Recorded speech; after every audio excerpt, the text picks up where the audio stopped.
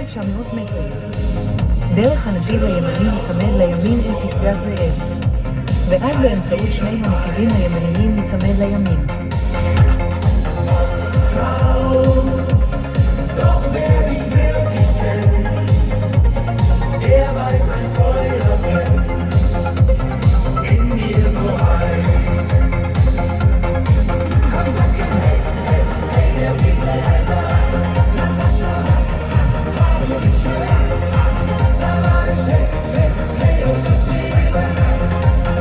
לימין אל פסגת זאב, ואז באמצעות שני הנתיבים הימניים ניצמד לימין.